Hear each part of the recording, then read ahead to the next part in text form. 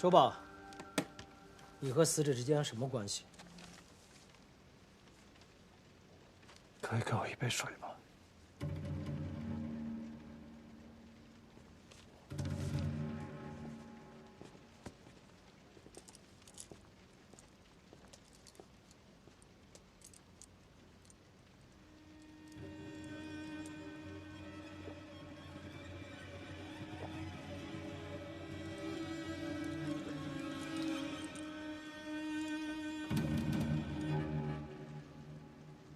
我不认识他，他绑架了我，想要杀了我。当天晚上发生了什么？那天晚上我吃了晚饭，大概8点半左右，我出门去见一个老朋友。这个老朋友叫什么名字？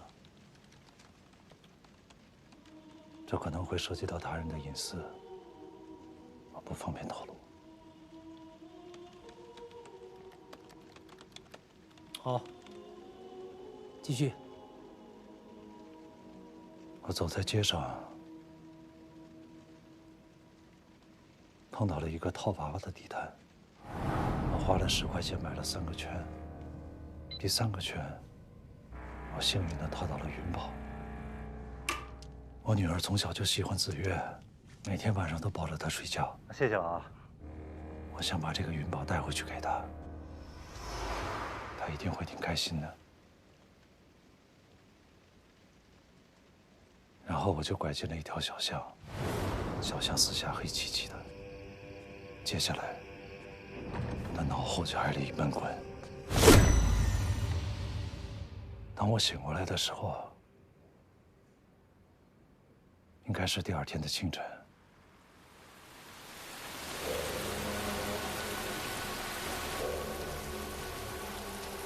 我就被绑在那里，一点儿也动不了。马洪山，段主任，你是谁？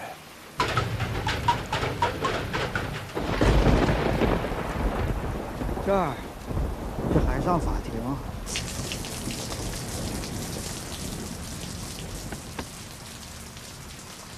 我是法官。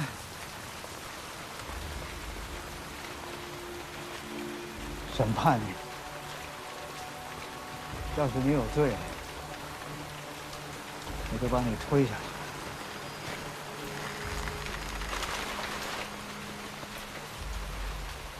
光天化日，朗朗乾坤，你逃不了。没有人知道你失踪了。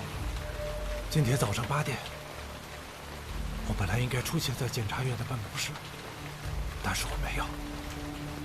今天下午，我本来应该陪女儿到5岩3中去面试，但是我也没有。在这之前，我从来都没有迟到过。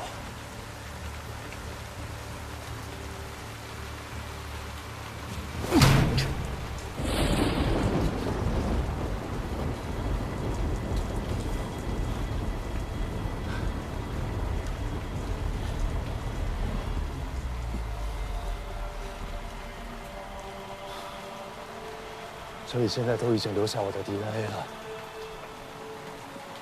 你现在有2个选择：第一，继续你现在的行为，无论你是选择转移，还是一辈子躲在这里，早晚都会被识破。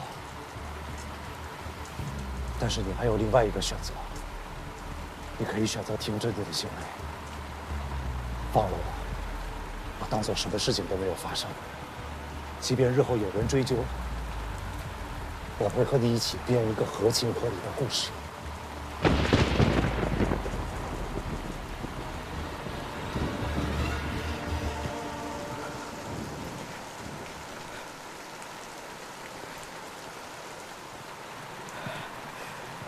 编故事。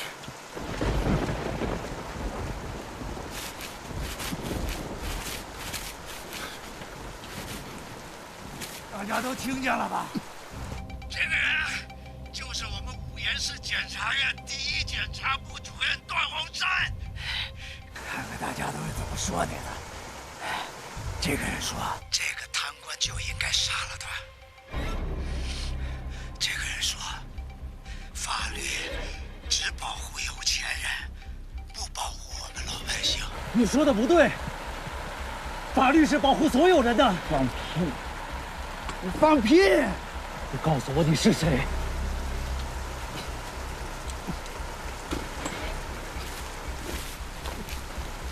我儿子琳琳就是28号死的。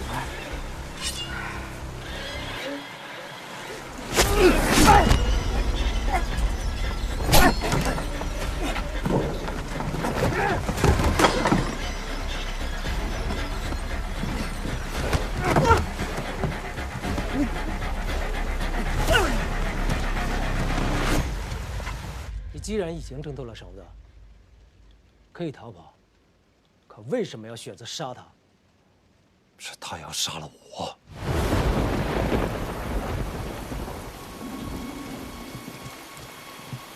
好啊！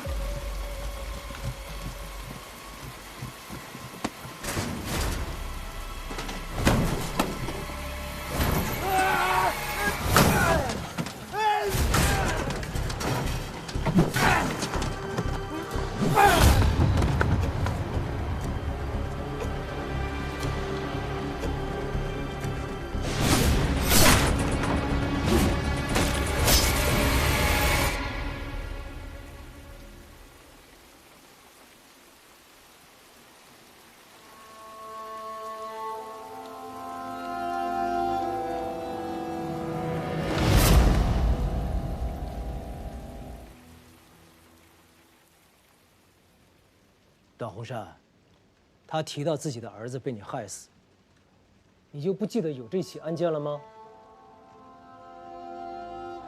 我从检20多年，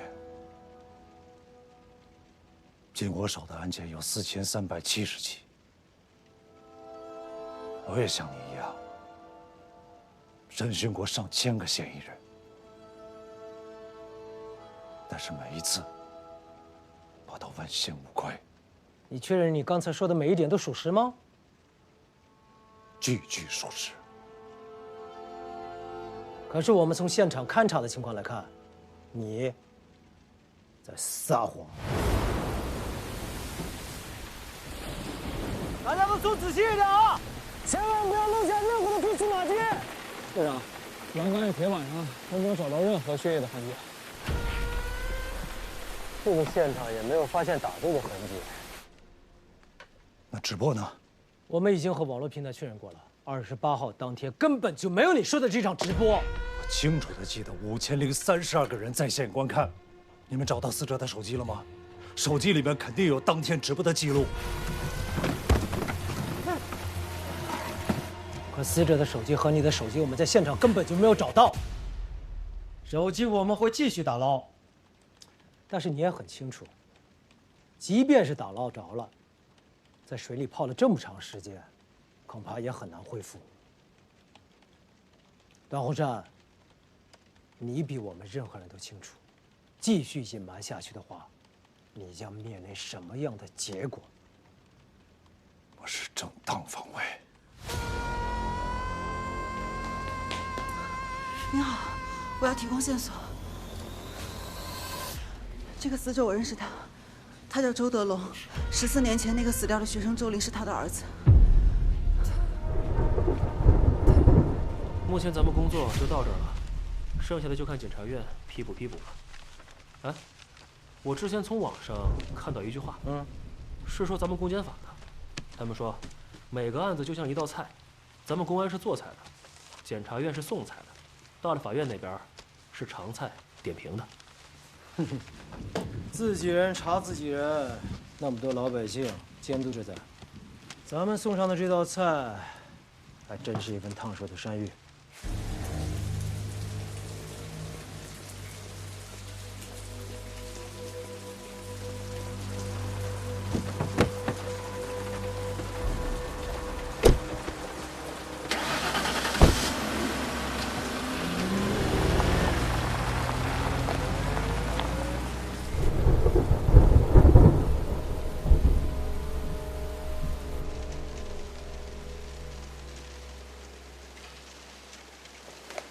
小芳，龚姐，怎么样？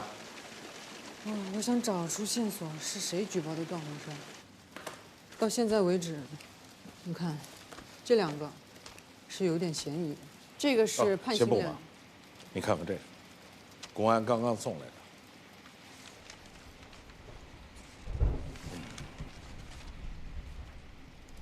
死者周德龙胸部刀刺伤，一刀就致命了。而且段宏山开口了，他以前一直不开口，怎么突然开口了？说是律师昨天去见了他一下，今天他就开口了。方副检察长，我们已经进行过指证，确定周德龙曾经在这儿租住过1年。如果还有什么需要，我们会全力配合。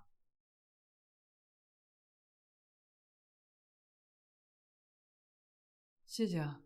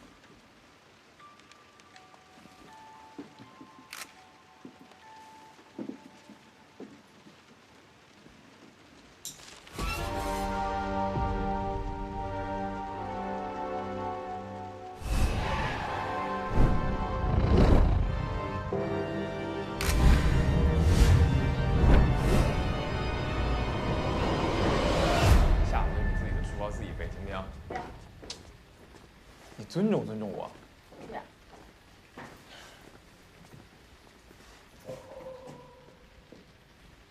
弟弟怎么了？说了叫一个一个，你先回家吧，小孩别研究啊。来，书包，我来研究研究。哎，你好，请问一下，这发生什么事儿了？执行公务，不要围观。方副检察长。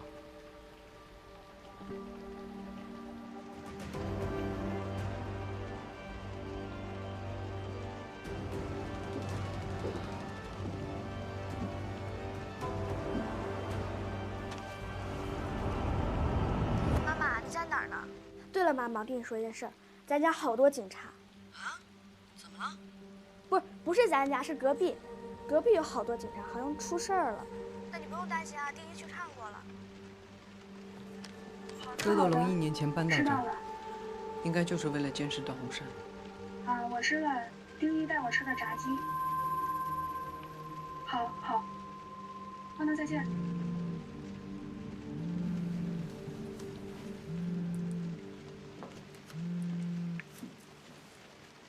喂，龚姐。小芳，怎么样？周德龙应该一直在监视段宏山。周德龙就住在他隔壁，难道他一点没有察觉？你是认为段宏山发现了这件事？我也不确定。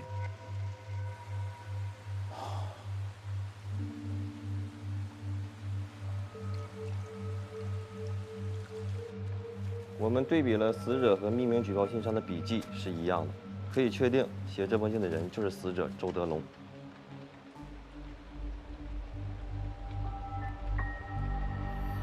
被举报人杀了举报者，会是巧合吗？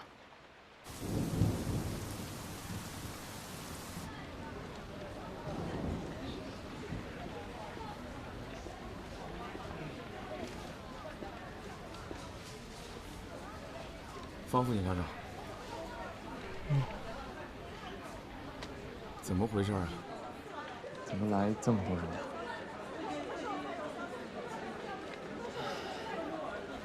你知道检察官对办案质量终身负责吗？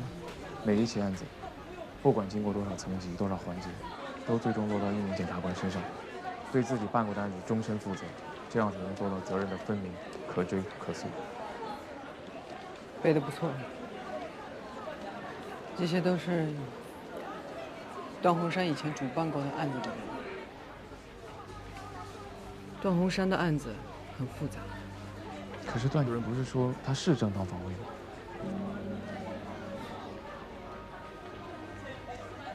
作为一个检察部主任，杀了举报自己的人，要用正当防卫脱罪，在老百姓眼里难度不大。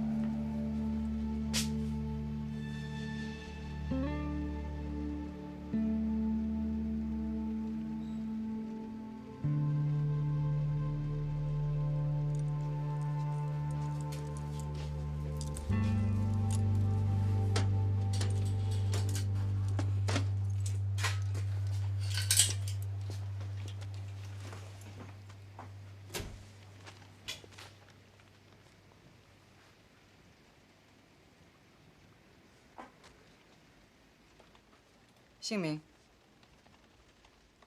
段鸿山，年龄45，学历硕士，职业无缘市人民检察院检察官。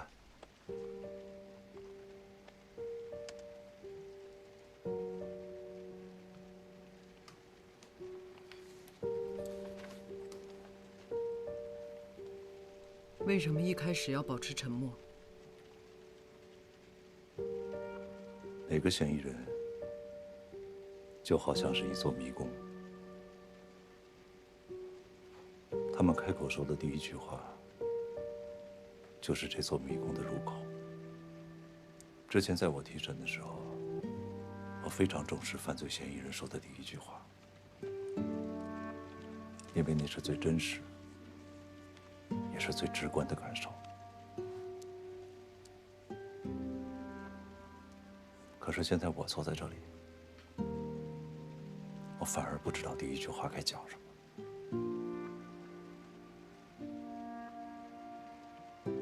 所以，你在精心设计开口的第一句话，包括你的沉默。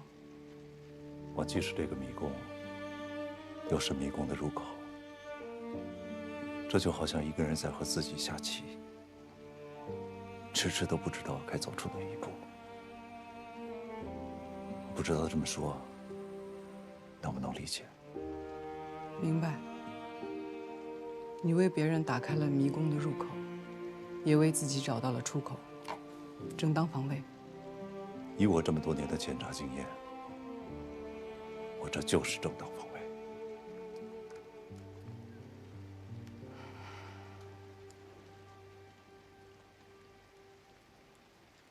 看来，这个案子在你心里已经复盘了很多遍了。如果我是办案检察官，是绝对不会用防卫过当对我起诉的，因为我知道，即使这样起诉，也会被判定为正当防卫。那你复盘出来了吗？谁绑架的你？现在还没有想出来。给你个提示。14年前，图书馆628案，你主办。当时有人认为是正当防卫，但你依旧提起了公诉。死者周林，嫌疑人李不凤。但是我并不记得，在那起案件当中，有符合绑架我年龄的人。周玲的父亲周德龙。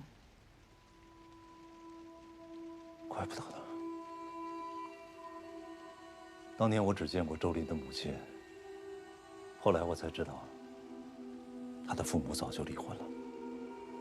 段宏山，你杀害周德龙，可能是正当防卫，也可能是披着正当防卫的故意杀人。这个，就是你现在的处境。现在已经非常清楚了，是周德龙，他炮制了这场绑架。如果他把我杀了，就是毁掉了我的现在；如果他被我杀了，就是毁掉了我的过去。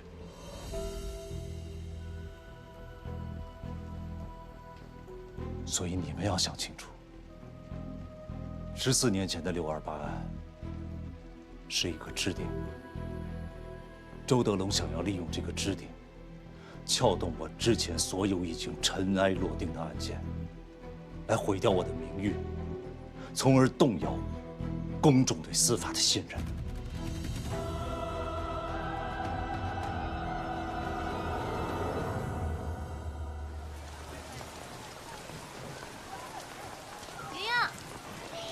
小静，昨天那道数学题你会吗？啊，我选的。找你半天呢，来不及开会。干嘛呀？别什么人都吓人，快去上学。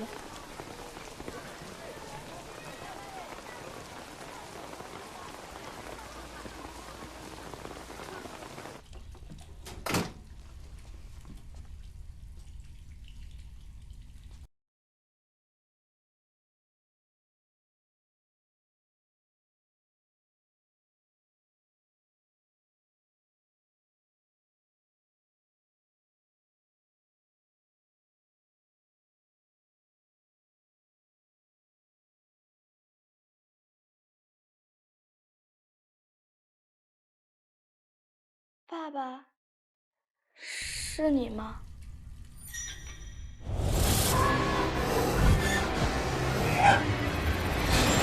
啊！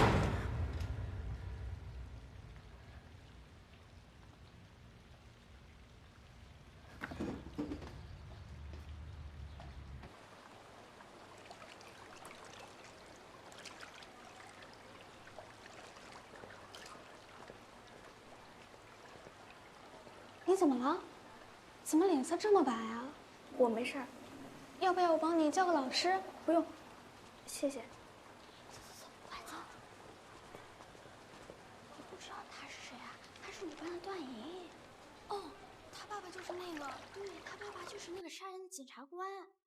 那我们快走，快走，快走！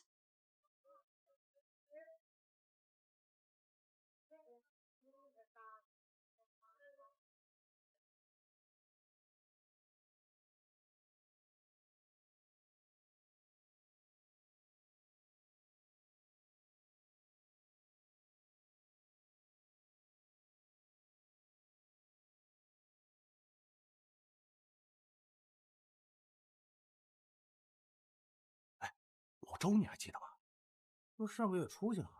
哎呀，我听说他有个读大学的闺女，在学校被同学欺负，休学了。真假的？真的，我骗你干嘛？我表哥跟他是邻居，今天上午来看我的时候跟我说的。哎，这就是他的命数。没错，谁让他是经过这儿的人呢？对吧？段宏山，到，律师要见你。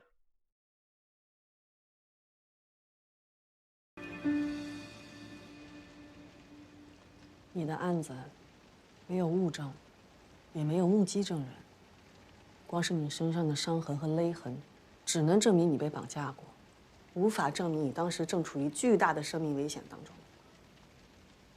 这个案子没那么简单。现在网络上很多人说你作为检察官犯了案子就应该严惩，万幸，也有很多人认为你就是正当防卫。关键在于检察院决定是否批捕你之前掌握先机。你的案子特殊，身份也特殊，所以检察院可能会进行很深入的调查。根据你的表述，我也认为你的行为属于正当防卫。你只要如实供述就可以了，懂吗？你没明白我的意思。我明白。签了吧。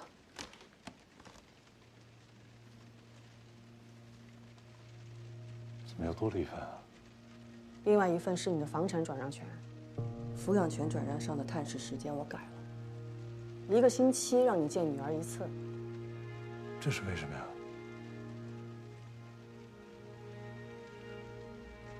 我不再像我年轻的时候，做事不留后路了。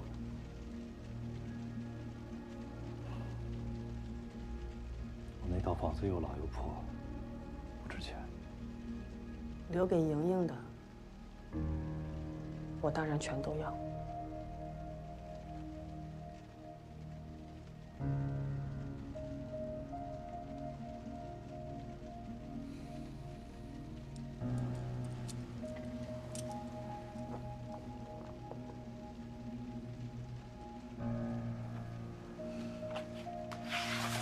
你现在就这么自信，一定能赢吗？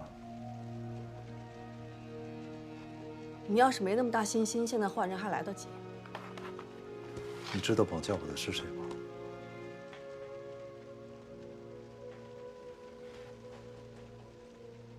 我不管他是谁，从你家到案发现场的距离，我就可以断定这不是偶然，是蓄谋已久的绑架。这个人处心积虑绑架你要干什么？他绑你的时候就应该想到，不是你死就是他死。他要干嘛？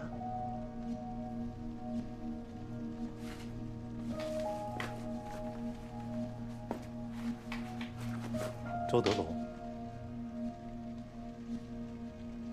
周林的父亲。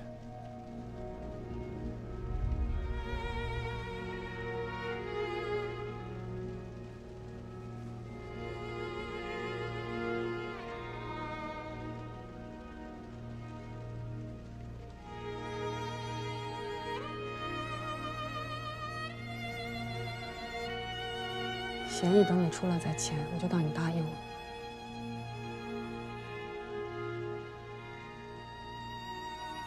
这个案子我不收钱。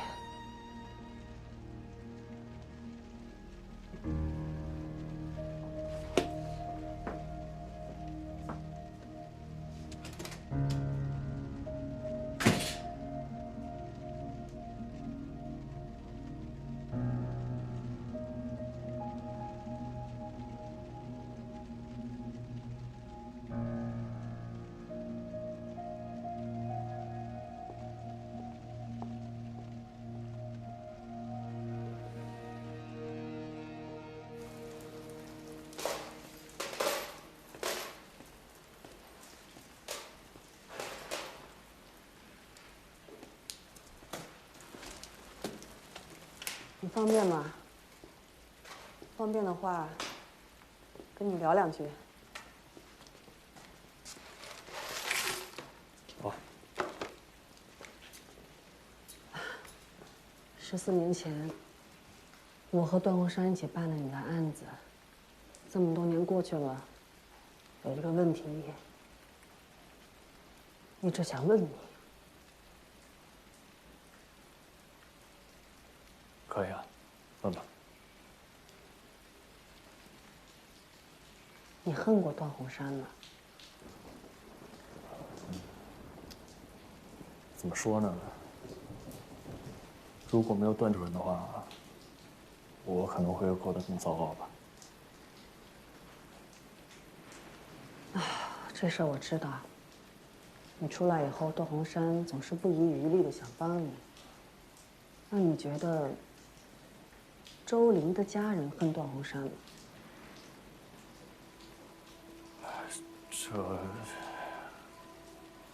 这我不太清楚，我的想法也不重要。重要，因为绑架段洪山并且被段洪山反杀的人，就是周玲的父亲，周德龙。可是这很奇怪啊，他父亲应该更恨的是你，为什么要绑架段洪山？现在连命都没有，这逻辑上说不过去啊。他肯定是恨我。我出来以后，他有威胁过我。威胁过你？在哪儿？什么时候？有没有提到过段洪山？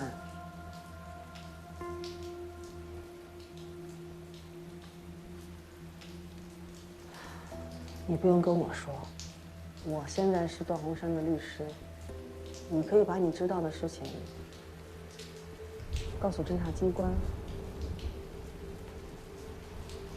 也许能帮到段鸿山呢。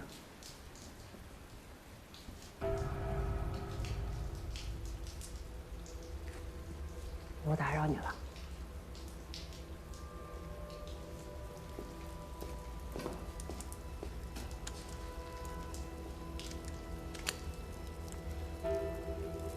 你可以再好好想一想。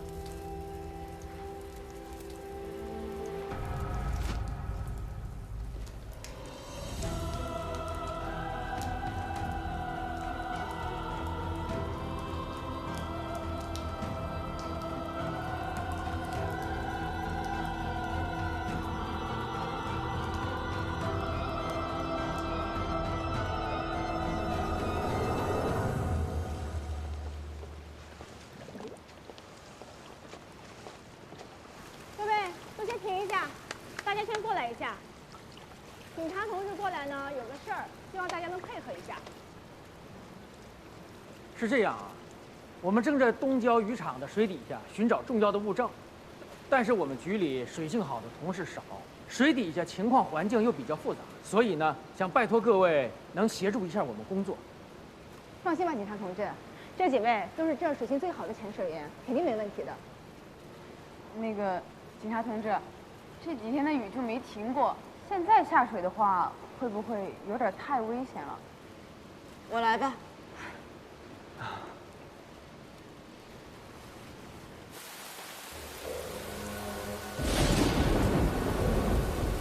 第一，要保证自己的安全。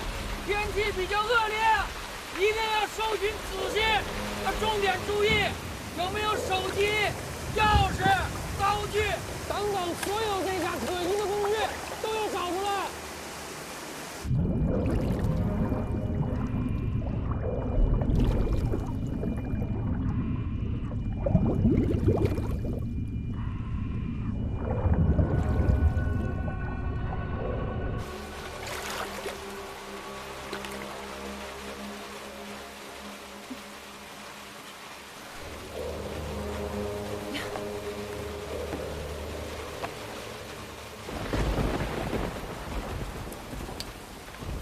同志，你这有什么发现没有？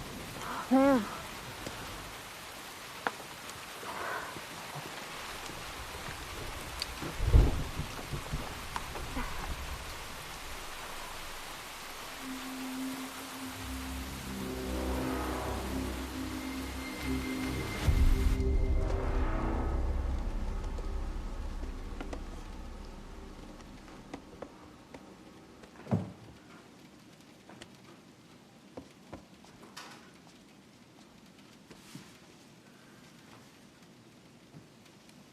吃饭。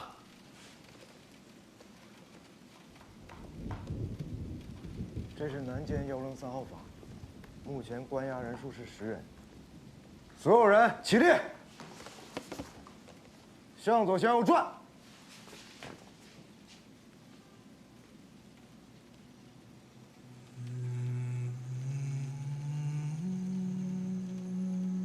大家吃的怎么样啊？有没有什么问题需要反映的？报告，没有。那有没有遇到什么不公的待遇啊？报告，没有。坐下吃饭。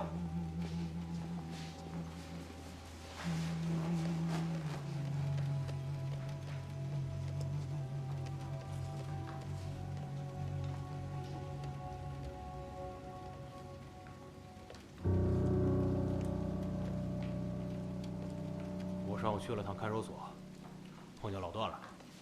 老段，他状况怎么样？就跟那些刚进去的嫌疑人一样。哎，进了那个地方，有谁受得了？可是老段可是从检20年的老人了，而且还是第一检察部主任。你们记不记得，有一年电视台来院里做采访？当时他说，每个检察官无论面对什么情况，都要冷静、理智、客观，这是最基本的。再看看他现在啊，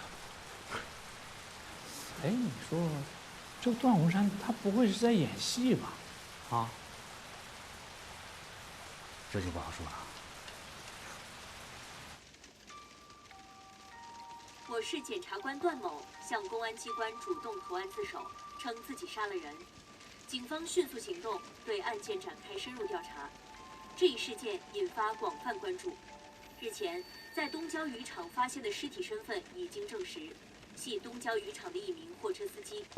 据悉，段某于事发当日驾驶东郊渔场的送货卡车前往段科镇派出所，主动向公安机关投案自首。目前，该检察官已被公安机关依法拘留。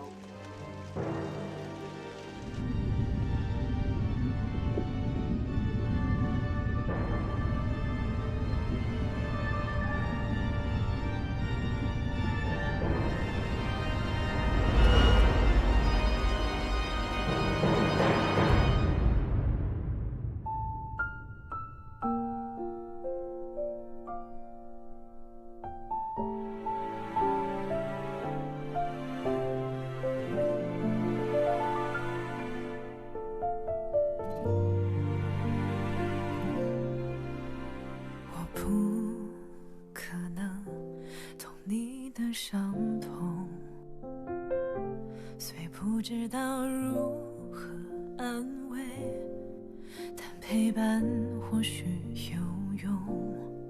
只愿此刻风和时间能带走你的迷雾，我依然在你左右，像星光守着夜空。曾想靠近，怕太过用力，让你更难平静，不去打扰你的沉默，只静静守候。我知道你也渴望平凡安稳的以后，命运难测，善良依旧，你的微笑依然，我相信你会找到属于你的路口，无论黑夜有多漫长，我都在你左右，陪你到永远。